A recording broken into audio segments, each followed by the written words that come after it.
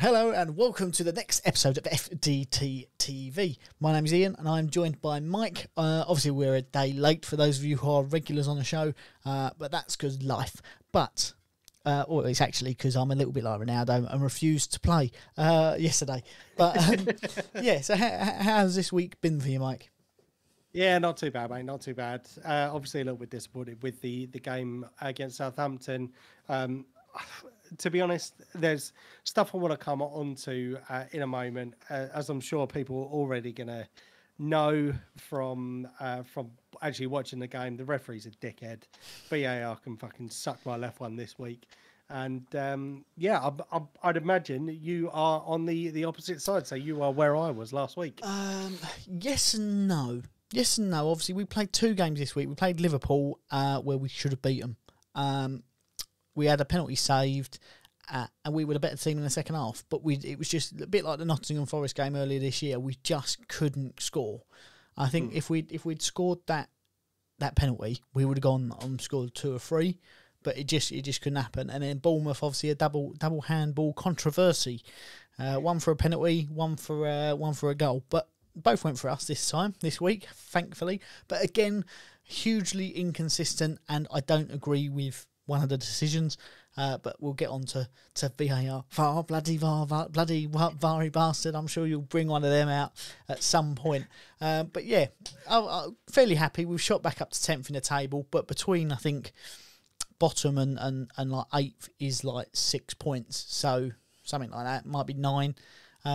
So yeah, still a lot to play for, and I think we need to finish strong in the last few games before the World Cup and hope that we can have most of our players back quite early, because I think we'll have a few going to the World Cup this year, which is nice, but also not.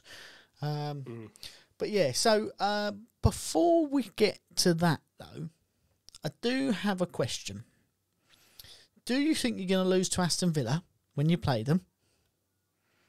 Considering that photo I sent in the group earlier of their new manager, Unai Emery, when someone asked him about Arsenal. Yes, that was a couple of weeks ago as well, wasn't it? Yes. Do I think we'll lose against Aston Villa? No. No, I don't think that we will lose. I think we may be able to muster a draw, a worst case scenario. But I've got to say, actually, Aston Villa, they looked pretty good against Brighton. I think it was Brentford this weekend. And I was listening to one of the radio stations earlier this week, and I think the pundit, I think it was Dean Ashton, come out and said that the players are a disgrace. They were obviously playing for Gerrard to get sacked. And they should be ashamed of themselves, because they don't. He doesn't understand how you can go from playing as poorly as they have done already this season to putting in an absolutely stellar performance, a whitewashing performance, 4-0 against a Brentford. Yeah, which I think he's got a fair point, in all honesty. But at the same time, it could just be that Brentford had a really off game. I mean, you're allowed off games. We had one against Man United. We had one against Southampton. Do you know what I mean? You are allowed off games, but I kind of see it from an ex-player of a club. Yeah. That when you see him, or when you're watching him week in, week out, and the performances aren't coming, to then the manager go in and all of a sudden they manage to turn out a performance like that.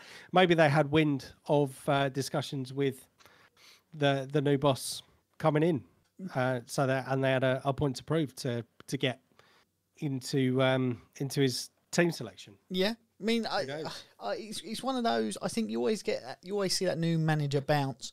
He brought in Matty Cash and a couple of others that had sort of been frozen out a little bit, confusingly, by Gerrard, and I think he gave him that little bit of just go and play football, where Gerrard was very focused, as he was in Rangers, in how he wanted to play. And I think his biggest letdown was that at Rangers he was the big fish, well, one of the big fish in a small pond. Aston Villa, he's not a big fish, he's not a small fish, but you you can't say, oh, actually, we can play like this. We can play that high press and play expansive football because we don't always have the best players in every position. I think Brentford, it was an off performance. I mean, I think they got, 3 goals in 14 minutes, and one of them was a penalty. Yeah. But Brentford weren't bad in the game. They just couldn't hit the target. I mean, they had 12 shots. Oh, excuse me. So, and I think they control the second half a bit more. I think it was just that opening flurry of, oh my God, what's going on? And now the floodgates will open. That's it. But who have Villa got in their next game? Should we have a look? Yep. They've got Newcastle. So, and Newcastle are a different flavour this year. So I think that 4-0 will very quickly disappear. When they go, oh, actually, Aston Villa are back. I don't count your chickens before they've hatched, so to speak. I know. Well, I know they. Emery's, sorry, go on. I was gonna say, I know Emery's in now, so it's a different manager again. So he'll want to instill his philosophy. But I don't. That's what I was just about to mention. He's actually not going to be taking charge until next Tuesday, so they will have. So it'll be sort of assessing that club sort of thing and the players. So they'll all be up for it then, I guess. But I don't think you're going to see anything until after the World Cup because you think they've got 4 games left before the World Cup. So they play Newcastle, Manchester United at home, Manchester United away in the Carabao Cup, and then Brighton away. So I can see them winning against Brighton possibly. But say he will be. A lot of those players won't be going away to the World Cup, so he'll have a lot of time to work with them, almost a pre-season in the mid-season. But they're welcomed back on Boxing Day by Liverpool, so who knows what's going to happen. But I think he will do well at Villa on the basis that he didn't do well at Arsenal. Well, I don't think he did terribly at Arsenal, but when you look at his track record, he's done very well at those clubs that are not elite. They're just under that elite, which Aston Villa, they are a big club. They've got a lot of fan base, a lot of history.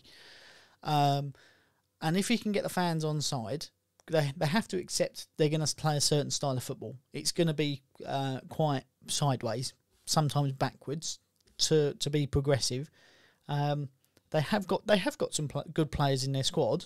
When you look at, Coutinho is very technical. Maybe I was going to say maybe past it, but he played really well when he was at Barcelona and Bayern Munich that season. Danny Ings is a poacher. They've got a good couple of youngsters. I know they sold I don't know how you pronounce his name, Chukwuemeka to Chelsea. But they've still got like Jordan Archer. They've got Jacob Ramsey who are breaking through. So it's got to be. They've got to give him time to do that. The interesting thing I think will be is with Liverpool, because I think they were hoping that Gerrard was going to come down, he was going to do a really solid job with Villa, and then he could take over at Klopp when he gets sacked, or no, when he leaves the post. But that's now going to be a difficult thing to sell to Liverpool fans. I think had he stayed in Scotland and carried on doing what he was doing, and he was doing a good job, and they played the sort of football that Liverpool are sort of known for at the minute, then he could have come down and transferred that to a team who were already sort of ready for it and have better quality players in all positions to be able to impose that sort of game style. But I get what you're saying, but I think, or my question back to you then would be, do you think it does depend on the quality of players that you do have? I.e., look at Pep Guardiola, an elite manager with, let's say, an elite squad. Yep. Do you not think that Steven Gerrard would do better at Liverpool with the current crop of players, or do you think it's just a management style? Because I can't remember even how many times we've had the conversation about Sam Allardyce going into a big club. Yep. He's always done it at the non-elite clubs, as just to kind of paraphrase you earlier on. He's never been given the opportunity to go in and do well with a quality squad. Yep.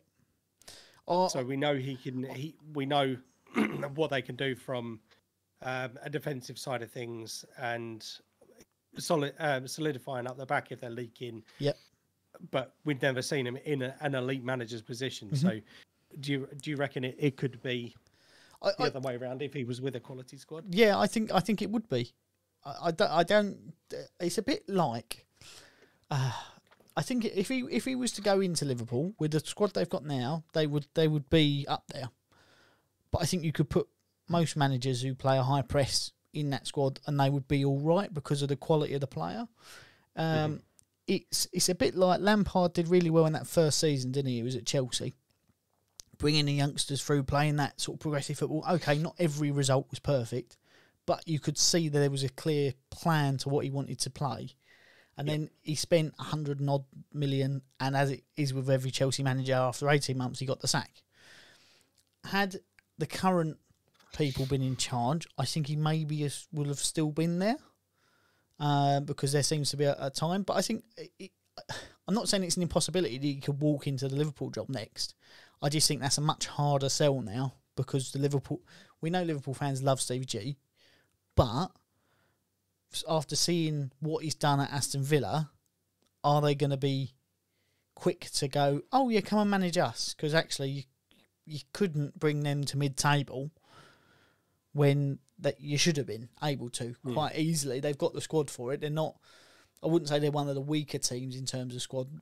I mean, he took over, they were 14th, they're now 15th. And that was just over a year. So have they improved? Not really. It's sort of stagnated. He has brought in some good players, used some of his connections to get Coutinho. Obviously, that friendship there. But it's just, it's a results business. It is a results business, and say as you rightly said, I think if he went into Liverpool, I think he would do a half decent job. I struggle to see that being the next step now. Maybe further down the line. I mean, you mentioned Sam Allardyce. He's known for his man management.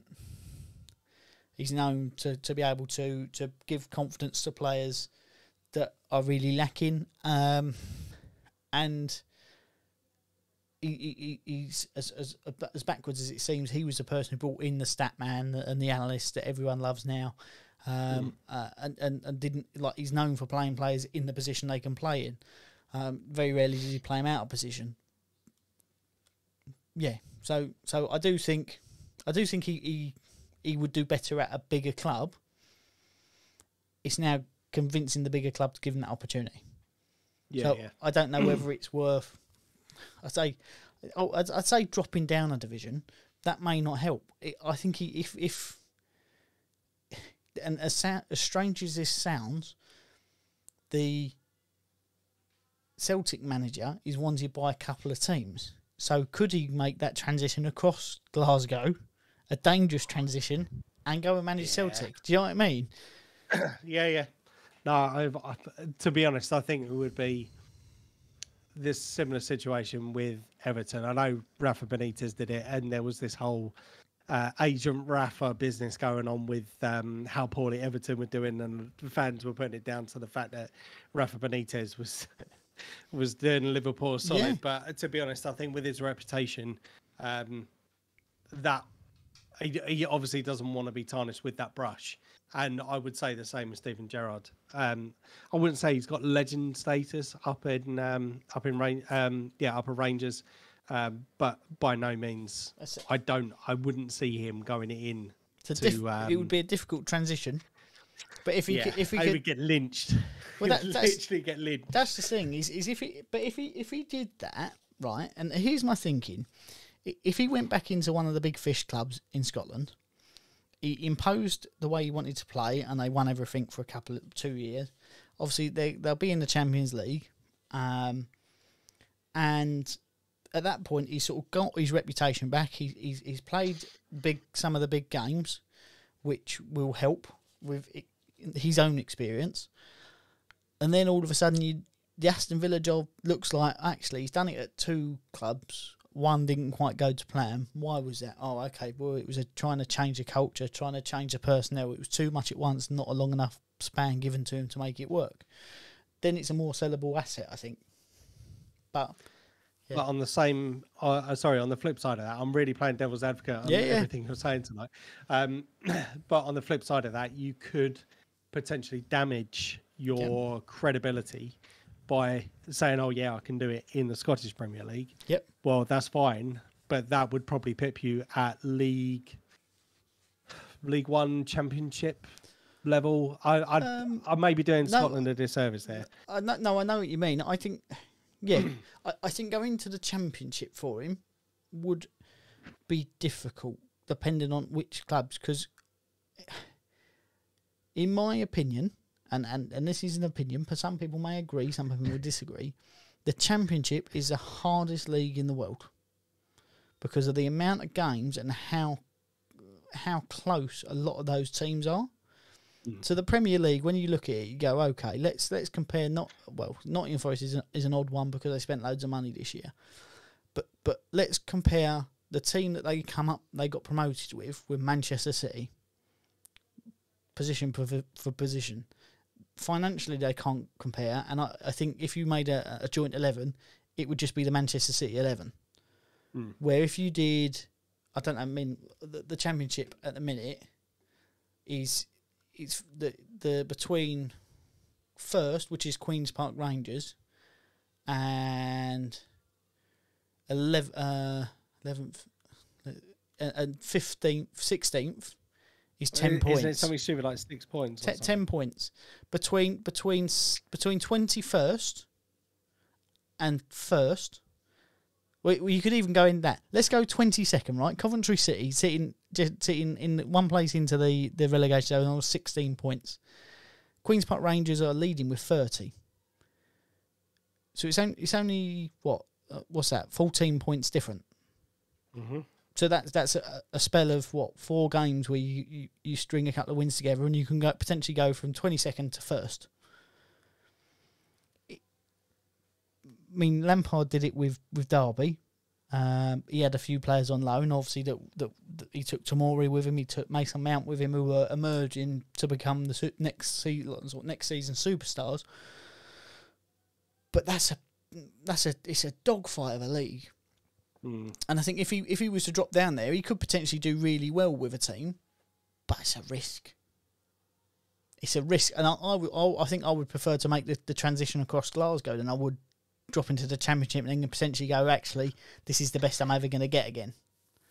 I would say with family from Scotland, you don't want to be making that transition. No, I know. I'm not doubting that for a moment, but I would rather do that, the transition, than try to maybe potentially go into managerial obscurity for another 15 years before I get another shot at the big time. I think the obvious option, and I can't believe you're overlooking this, Wolves are going to need a new manager in the next 2 or 3 weeks anyway. Yes, so yes. He could be just holding out for the next Wolves job. Well, there is that, yes. Leeds, potentially. Mm-hmm. And that may be the case. It may just be a case of waiting. But he's got to sell it to those clubs. He's got to sell, actually, what went wrong in that year.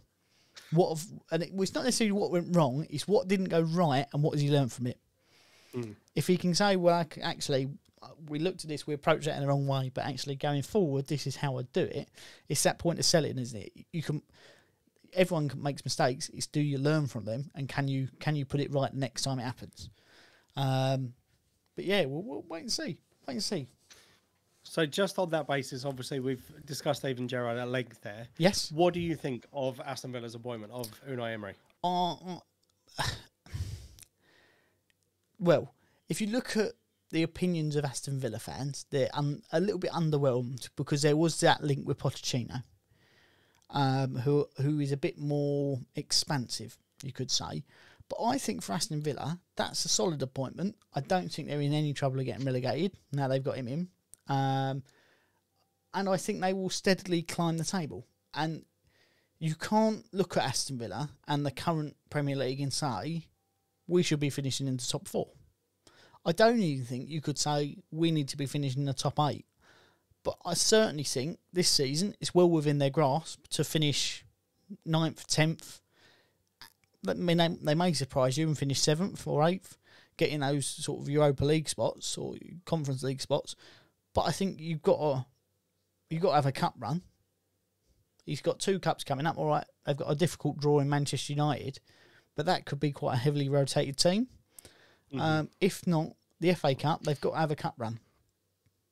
But yeah, I think if you say, okay, it's a 5-year plan to be able to break into Europa League spots, I don't think that's unreasonable. And to stay there as well. They've got the fan base for it. They've got the ability. And it's a sort of size club that Emery has done wonders with in Spain. So I think it's a very astute appointment. I agree. I think it's a good appointment, but I do worry for Aston Villa fans, obviously being as part of the Unai Emery camp for 18 months when he was had his tenure at Arsenal. Obviously come with a fantastic CV. Apparently really impressed with his interview and conversations with the board. Apparently he turned up with like a presentation showing how, or looking back on the performances of last season, giving individual stats for each player, how we would improve them and all that sort of stuff. So for me, it seems like a man who talks a good game. However, the one thing that I will say is that there may be the language barrier. And I say that because obviously from talking from experience and looking at training videos and obviously some of the conversations that come out after he was sacked from the club. Yeah. There was quite a few players that come out and said that they were uncomfortable with his philosophies and didn't understand what was asked of them. So I think the language barrier may be an issue. Again, that's not me trying to be an arsehole and say, look, you can't have foreigners coming into the country or whatever and managing, because he's, as you said, he's quite rightly proven that he is a great manager. But I do think that will be an issue. Do you think, though, and I've got 2 questions for you, that the first one being, as a manager, he would have looked back on that and said, okay, what could I have done better? Language barrier would have been a key thing. If he's trying to instill an idea, which he can do in Spain because he speaks fluent Spanish, but couldn't do to people who spoke English or Portuguese or whatever it is, do you think he would have gone away and said, okay, on the side, I need to be learning another language or putting some time into maybe improving that? Do you think he would have reflected on it in that way, or hard to say, but quite possibly? I do agree with what you're saying, because obviously there's an expectation of players to be able to, if they go abroad or whatever, for them to learn the language. And we've seen some people thrive under that experience and some people not so well. Gareth Bale. But I think it may be a case of he can't teach an old dog new tricks. Possibly. Yeah, possibly. And the second part of that question, it wasn't all bad times at Arsenal under him, was it? No. Do you think that he struggled at that size of a club because he replaced Arsene Wenger, who undeniably, again, a bit like Ferguson, you have to put him up there as one of the top managers ever, especially in the Premier League. Big shoes to fill. And there is that expectation of, actually, we've been top 4 for the last however many seasons it was, but it's the first time he's managed, and the expectation is minimum of a top 4 finish. And that was just the struggle and the pressure where he's not used to that. He's used to, let's finish sort of somewhere up there. We're not going to put a round number on it, but top half is definitely a win of a season. Do you think maybe that expectation would have hurt his chance? Well, not his chances, but sort of wasn't ideal for him?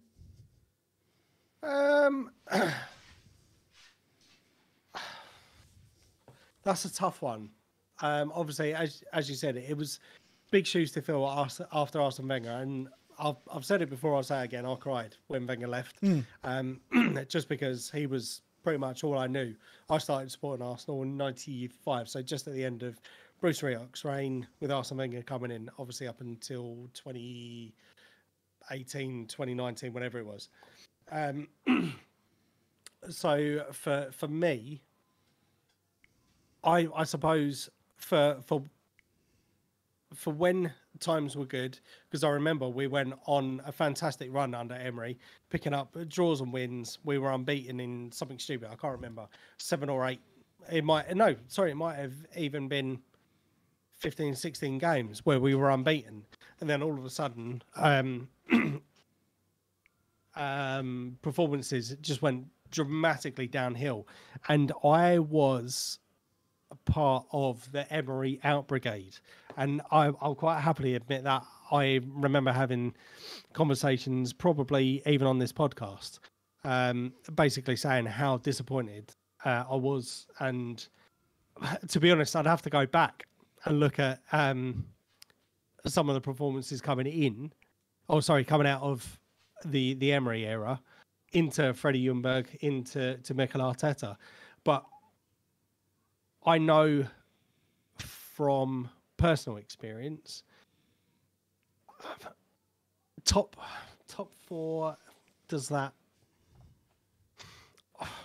Let's be honest, it's been so long since we've had a top 4 finish. I think it's like 5 or 6 years now. Yeah, may even be 6 or 7.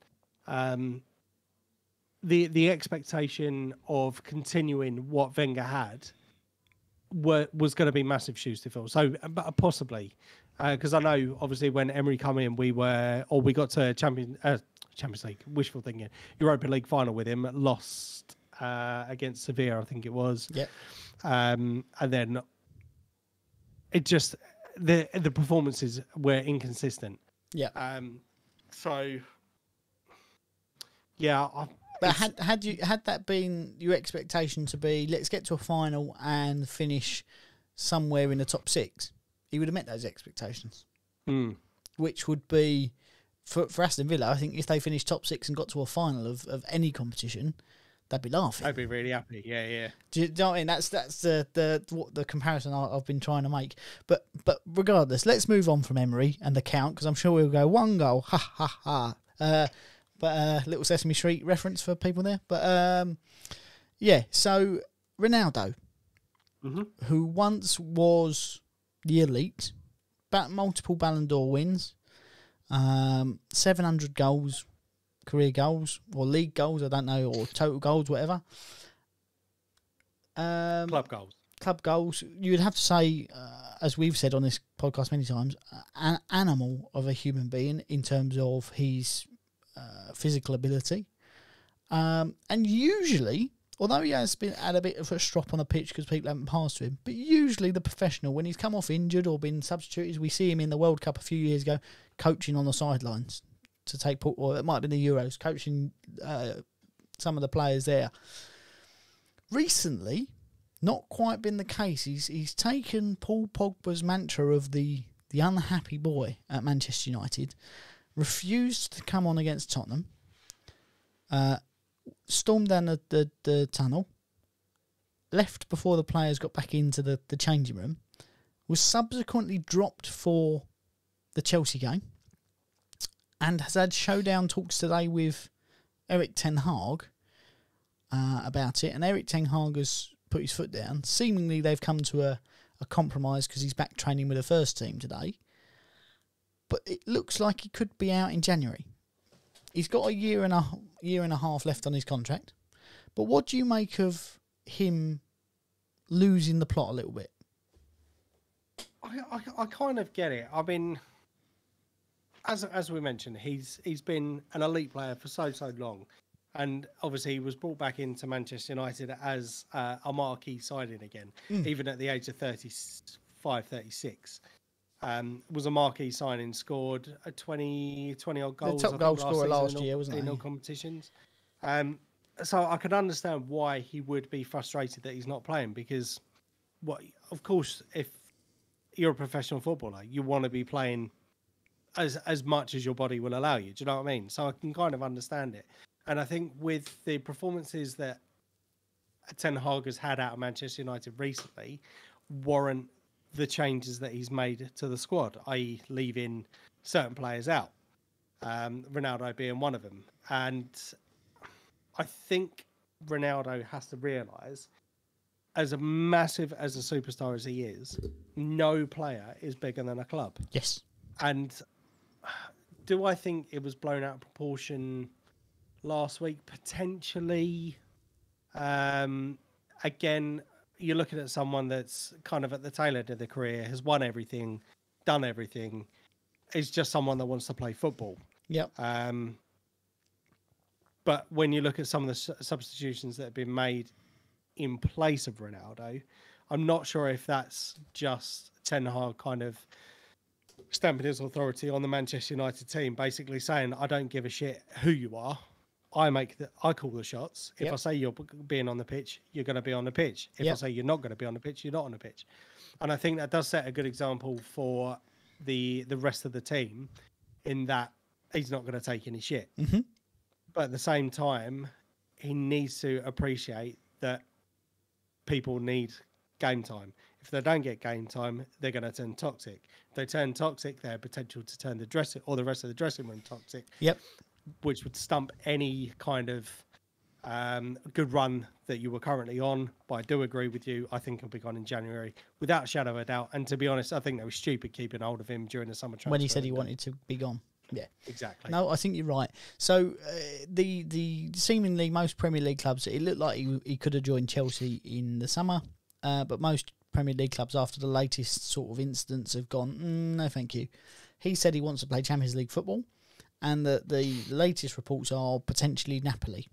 Now, as we spoke about just before the podcast, I'm of the opinion he still wants to be sort of number one chair, so to speak, playing up top, being the big dog, and he's got to accept that at 37, all right, he's been there, done that, and a wealth of experience. He's not going to be the man who plays every week, unless he drops down to a smaller club. But here's the thing.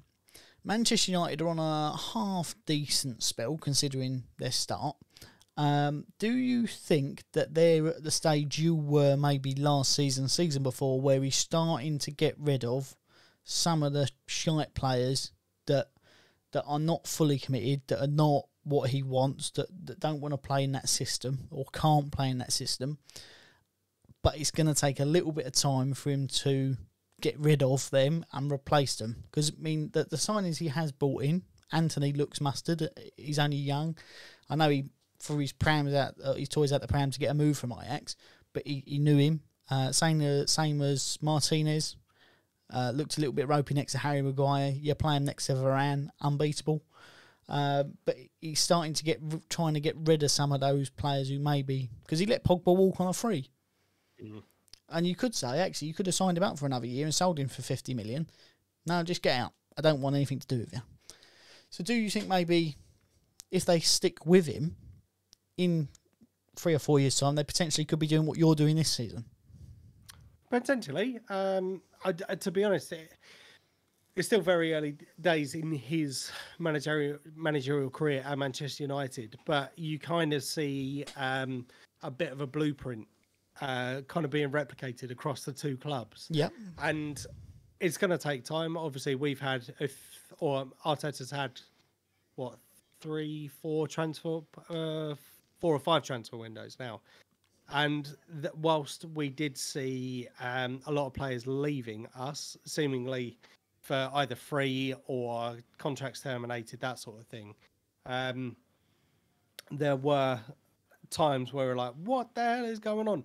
But there's always been, I think, in their mind, a clear plan of what they want to get to. Mm-hmm. And there's no denying that some of the transfers that he has brought on board, people have been like, who the fuck is this kid and why are you signing him? Have been absolutely brilliant, obviously with the exception of, I think, Jesus and Zinchenko. Mm-hmm.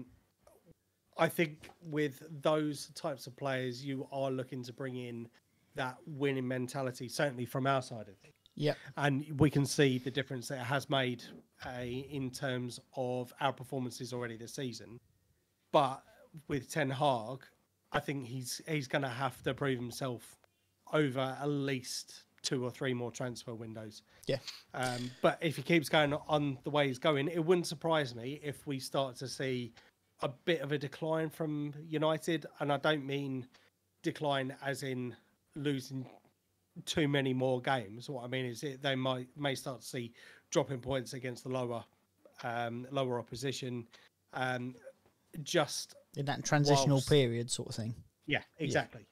So I think United will make top 6 this year. Yeah.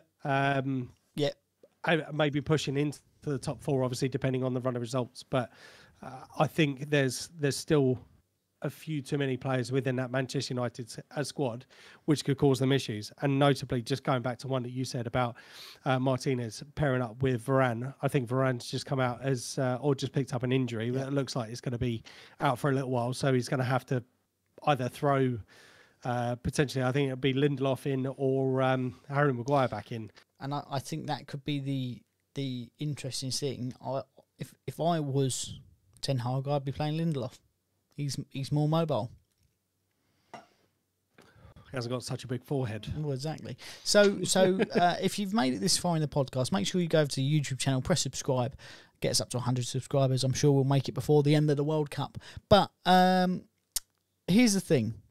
Ronaldo potentially leaving. Edwin van der Sar has been linked with coming from Ajax to United as a director of football. So they've worked together. And we know. So I'm going to use Arsenal as the example here. Former club player come in, has done in my opinion, phenomenal job for you in terms of recruitment.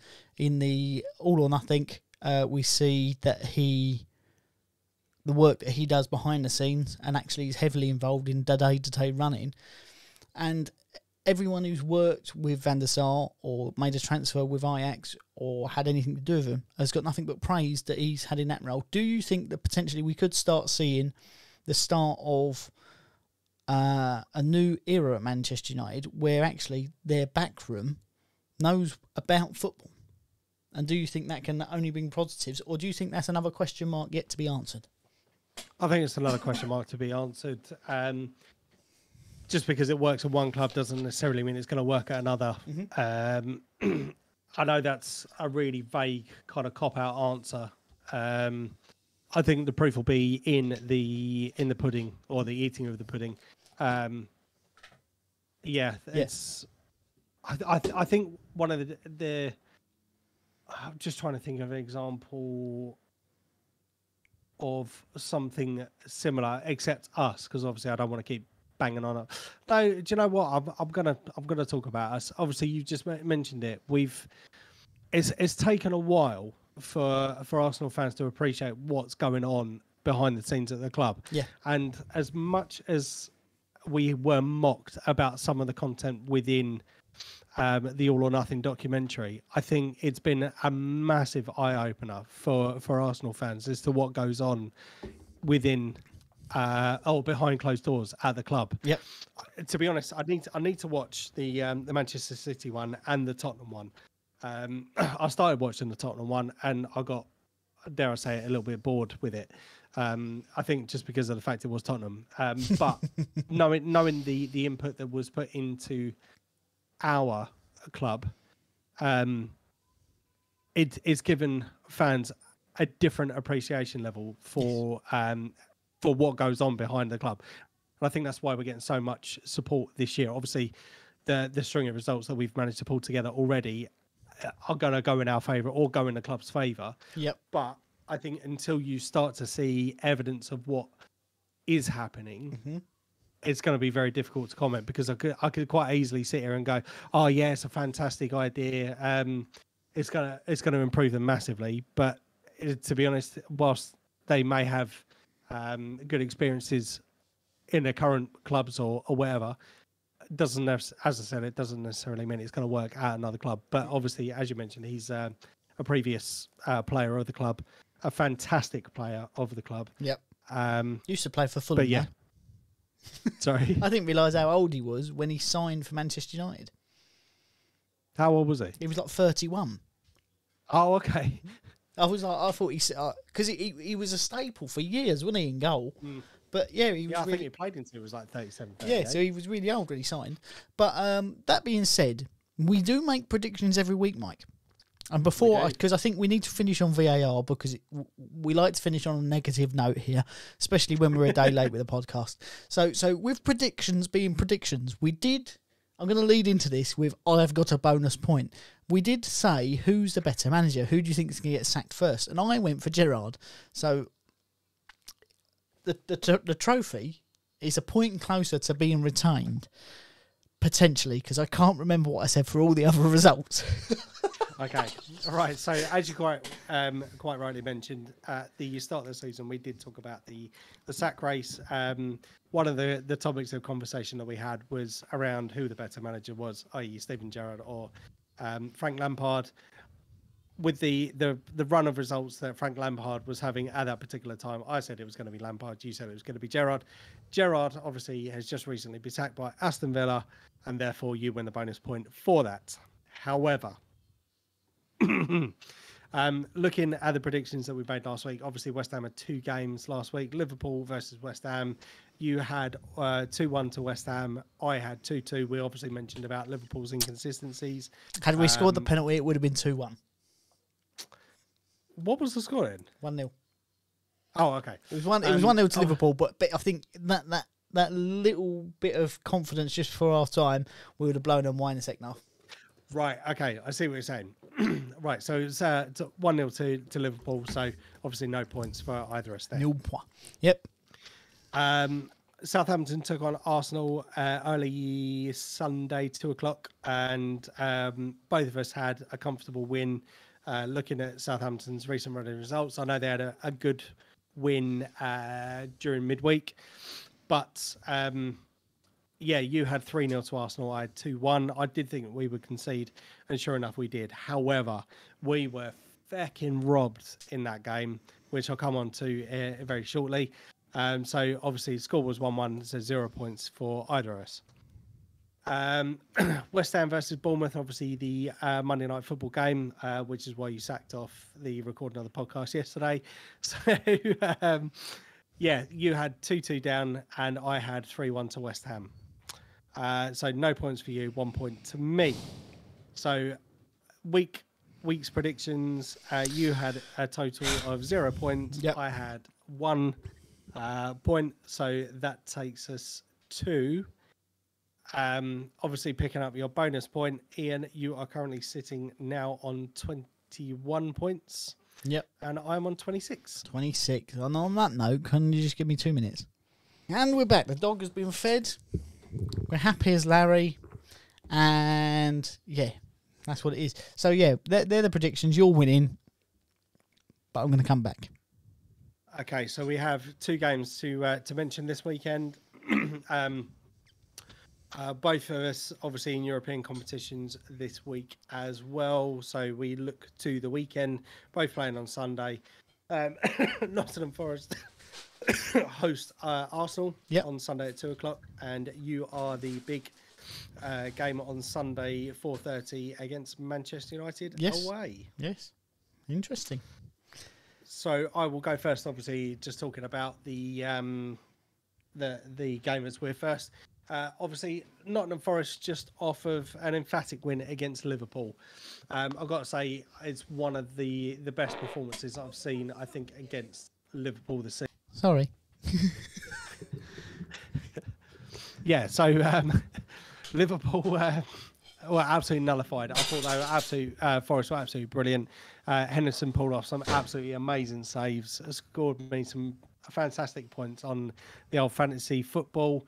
I thought it was absolutely brilliant. Yeah. So I got to be honest, I'm a little bit apprehensive about going into this game.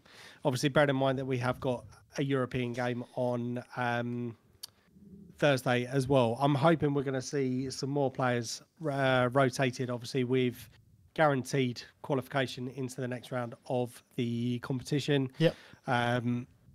So I'm hoping for a weakened, or I say a rotated squad, resting key players for this game on Sunday. We obviously need to start picking points up again. I know we've only dropped 4 or 5 points this season already, so we can't really grumble, but we need to get back to winning ways. So I am going to go for rotated squad on Thursday, and a comfortable 4-1 win on Sunday. So I've looked at it in a slightly different respect, that Nottingham Forest got a decent result against Liverpool, knowing how compact they were and how much they hurt Liverpool on the counter-attack. I think they could try and do a similar thing to you. So I think that this could be a 1-1. Now, it's difficult because against Southampton, people say you were fatigued, and I don't believe that. I believe the refereeing decisions took the wind out of your sails at every opportunity. And by the second half of the game, Southampton looked really decent. But that's because I think a lot of the Arsenal players were like, well, what do you do? What can we do? But I do think Nottingham will feel invincible after beating Liverpool. They will play in the same manner, and I think they will get something out of this game. So I've gone for a draw, 1-1. Okay. So that leads us on to the main game, Manchester United. So, if we can stifle Man United for the first half, I think we can get something, because this season we've been very much second half merchants. We seem to have a pretty much fit squad apart from Paqueta, who's out with a shoulder injury. But I think this could be, and this might sound strange, I think we could see Ronaldo start, which in some senses will help Manchester United, but I think a lot of the other players will go, what the fuck? If I was to walk out of training, I wouldn't be started 2 weeks later. If I was to walk out of a game. So I think it could be the start of a small implosion just before the World Cup. The only thing that does concern me is we're creating lots of chances, we just can't convert them at the minute. But I think we could see us get on the score sheet a couple of times, because I don't like David De Gea. So I'm going to go for 2-2, I think. Okay. A draw. I am going to go for 3-1 to United. Okay. On this one. Like I said, or like we've already mentioned, they have kind of turned the tide a little bit compared to the start of the season.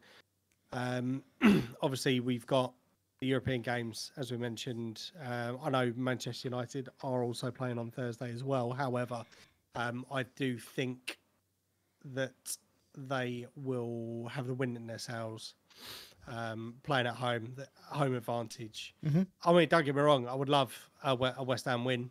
But yeah, I think it's going to be 3-1. Fair enough. And can I suggest another game? Mm-hmm. So on Saturday, Graham Potter actually takes his Chelsea to return to Brighton and Hove Albion. And I just think that could be an interesting one to try and predict. What are you feeling? So, Brighton have dropped off a cliff since he left. They played, the first game was really good. Trossard is phenomenal at the minute. He's on top form. But I think Graham Potter is that astute, he will know the weaknesses of every part of that team. Whether he can convey that to the starting lineup for Chelsea is the other question. Because I think if he can, and he plays to know what players aren't good in what situations, then they will blow them away. If he can't convey that, I think Brighton could be up for it to try and turn them over. But I'm going to go 5-0 Chelsea. And you said that Chelsea are away at Brighton, yeah? Chelsea are away at Brighton. Okay. See, I think it all depends on the reception that Graham Potter gets coming back to Brighton. Obviously, very respected by the club. Has done absolute wonders for him in his tenure at Brighton. Blistering start to the season. They were right up there. Just recently, obviously, as you mentioned, they've fallen off a cliff just recently since he left. But Brighton can score goals, and yep. Chelsea can leak I I'm going to go for 2-2 on this one. 2-2. Fair enough. What I will say is in the last 5, 1, 2, 3, 4, 5, in the last 6 games, Chelsea have only conceded 2. They haven't got Mendy. He's put Kepa. He's put Kepa in. Yeah, but I think it's going to be. I do think you're right with the reception. It's either Brighton are going to nick something or they're going to get blown away. But let's see on that. So here it comes. Here it comes. VAR. Yeah, viewer, listener discretion is advised. So we have had return of an old favourite. Yeah, it is. It's the return of my favourite intro. But we have had another week where VAR is causing controversies and refereeing decisions are causing controversies because of the inconsistency of the decisions. So, I mean, the West Ham one I think will be slightly quicker than the Arsenal. So should we start with that? Yep. So West Ham, I'm talking about the Bournemouth game here because Liverpool game there was a few in that, but it's too far removed for me to be passionate about it. So our first goal whipped in from a corner.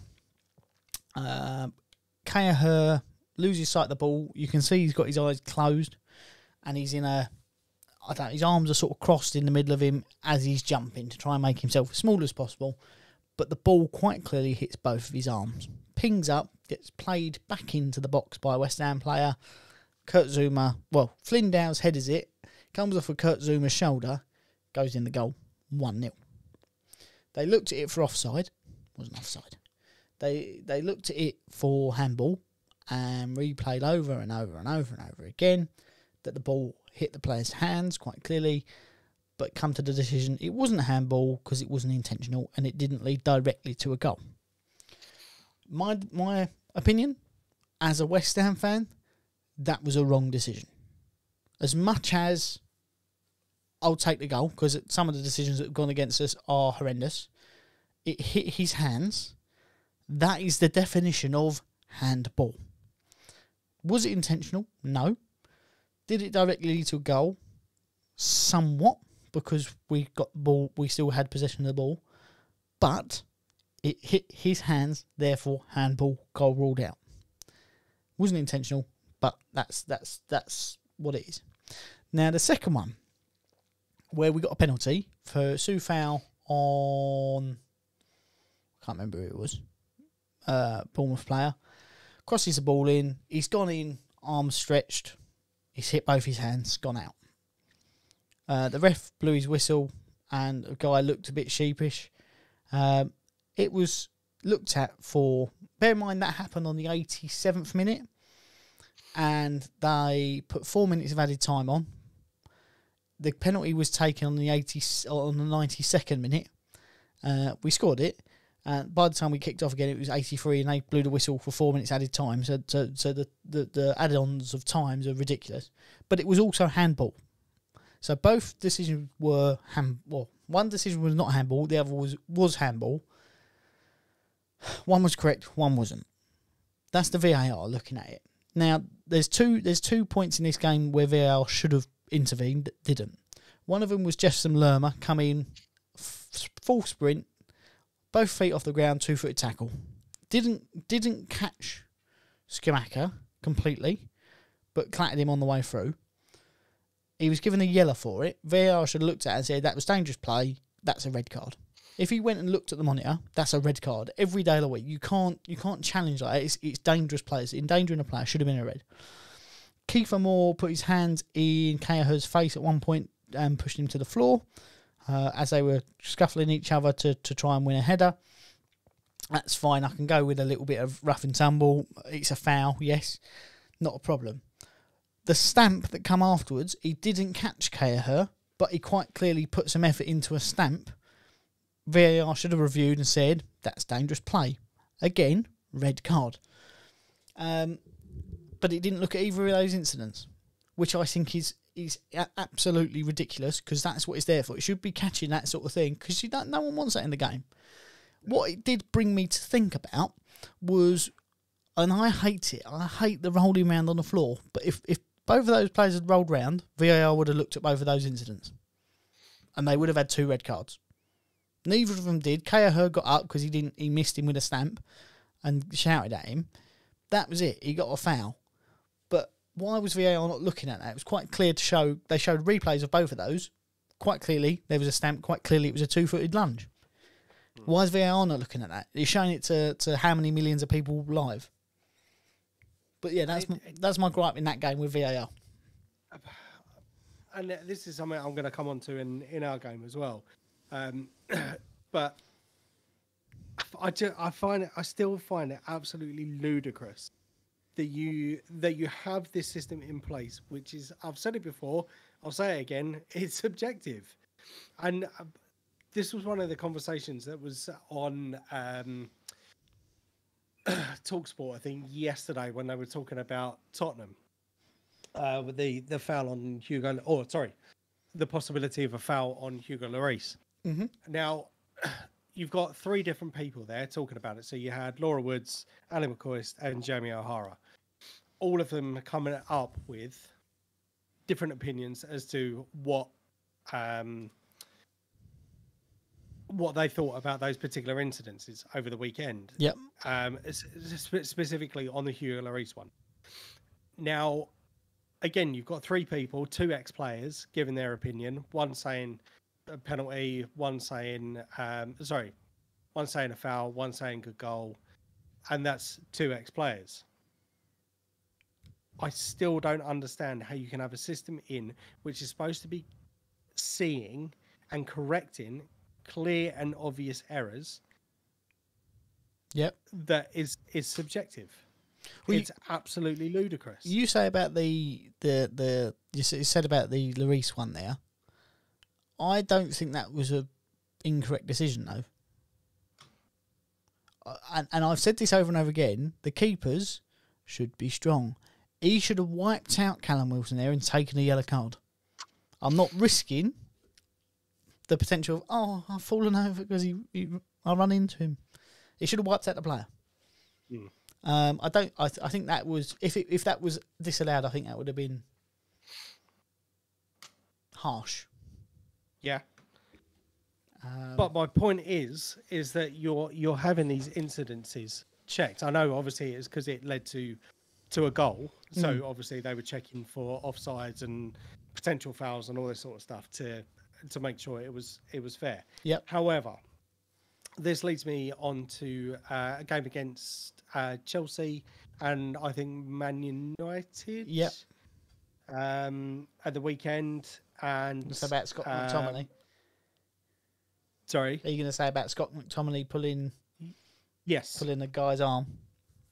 So obviously there was clear intent there, no challenge for the ball, penalty given. However, this then leads me on to the Arsenal game. Yep. Gabriel Jesus literally was being effectively rugby tackled to the floor, and the ref said, no, it's not a penalty. It was then looked at on Ref Watch, when on Sky Sports, where they talk about all the decisions, and I find this absolutely ludicrous. They're basically saying that had he gone down, but not in the manner he'd gone down in, i.e. fallen backwards, potentially would have got the penalty. But because of the fact he fell backwards, it was almost like you're simulating for that action. If that is the case, and the ref did think that was simulation, that should have been a booking. Yes. For trying to con the ref. However, it wasn't even looked at. How are those 2 instances where a player's got his arms all over a player inside the penalty box, denying a goal scoring opportunity? How is that not a penalty? Yep. No, Ben White is another example. In this game, he was on the right hand side of the box by the byline, pushed over, nothing, not even looked at. Saka booked for diving. When he got clattered. You look at it, he's been sandwiched between 2 players, and one of the players his leg's been taken off. Gabriel Martinelli went up for a header, got an elbow to the face. Now I get obviously with headers and stuff that there are going to be arms kind of flailing around, so that one you could say was a possibility. But the fact he's got in with the point of his elbow, and you can see his arms are tucked in, and he goes in, catches Martinelli, nothing. Yep. What else? Gabriel Jesus punched in the back twice from one of the same guys that has caused so many issues. I may sound like I'm being a bit of a pussy. I know football's supposed to be a bit of a contact sport, but by the rules of the game, it isn't a contact sport. You make any contact with your opponent, that's a foul. Yeah, exactly. I don't get it. I don't get it. This is the second game I've seen with this referee, and I've got to say he's absolutely fucking appalling. Yeah. And I don't know. He's a face I'm not familiar with, whether he's come up from the Championship or not, or he's just new onto the scene. But he was absolutely dreadful, and I know he was dreadful. And this is not just an Arsenal bias, obviously, because we were robbed of the game. I have seen opposition fans coming out and saying, if this was, if Arsenal had the same referee that Chelsea had, we would have got penalties, we would have got fouls, they would have got red cards, and all this sort of stuff. But you can't have a refereeing like that. It doesn't work. It doesn't work if it's that inconsistent. And I think another one for the weekend is Erling Haaland against Brighton. Keeper took him out. They didn't give a penalty. Everyone said that it should have been a penalty. The goalkeeper's come out and cleared him out. All right, there was minimal contact. He still tackled him and made contact, and he's gone down. Had he not done that, he would have been out. It would have an open goal, and they were saying, but the ball was running away from him as well. Yes, he would have caught it. It wasn't going that fast.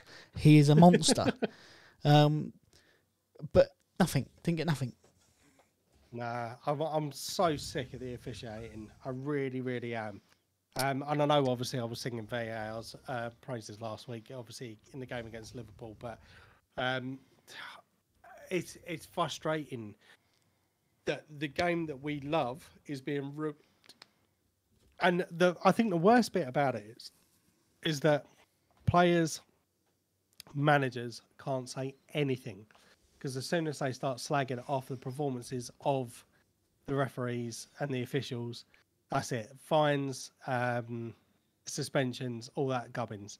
And it's absolutely disgusting. And you're seeing pundits getting so frustrated with the level of officiating. And when you get Muppets coming out, like Dermot Gallagher, or whatever the fuck his name is, head of the PGMOL, defending the decisions, but defending it to fit the scenario. I very, very, very rarely heard him backtrack on some of these decisions. Yeah. Even though you can quite clearly see there's, I think there's four presenters, 3 or 4 presenters around giving the conversations at that particular point, basically arguing with them and saying, no, this is ridiculous. You're talking absolute shit. And he's like, no, this is just my opinion. The referee was like, it's crap. Yep. I'm sorry. So, he needs to go.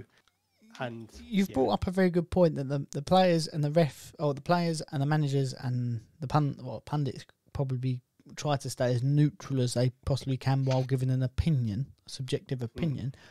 I, on the other hand, am answerable to nobody, and I am again saying that it is fixed. It is, and it's a big conspiracy, and people go, it's a conspiracy theory, you're just after some attention. No, it's a thing, and the Premier League has a problem with match fixing. And I have no problem saying that over and over again, and if they didn't have a problem with match fixing, then why is it the same referees make the same mistakes over and over again? And VAR, which has been brought in successfully in every other fucking country, in this country, just makes it worse. Gives away penalties that aren't penalties. Doesn't give away penalties. It should be penalties. And it's just red card decision. Oh, fuck you. You get my point. It's fixed. It's all fixed, and millionaires are making millions on betting because it's fixed, because they bought the VAR and the officials, and anyone who says different is a fucking dickhead. That's my opinion. Thanks very much for watching.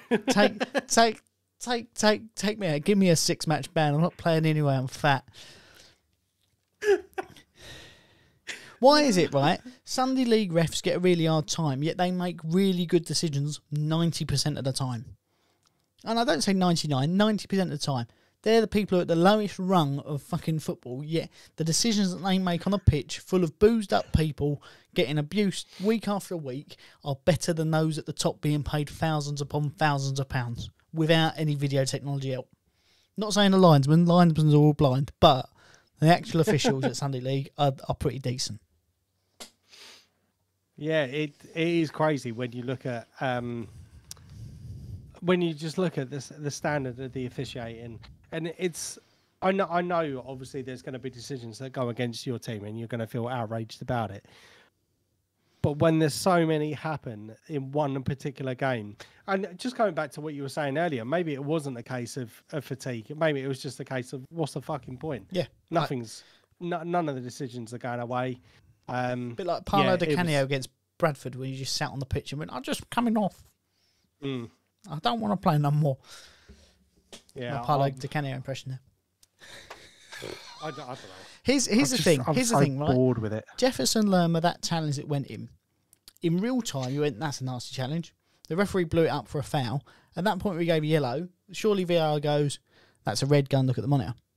He goes to look at the monitor. It's a 30. It takes him however long it takes him to walk over there, and he goes, yeah, that's red. We'll change it on the way back to the pitch. The other thing being, why do they stop and wait, right, for 3 minutes?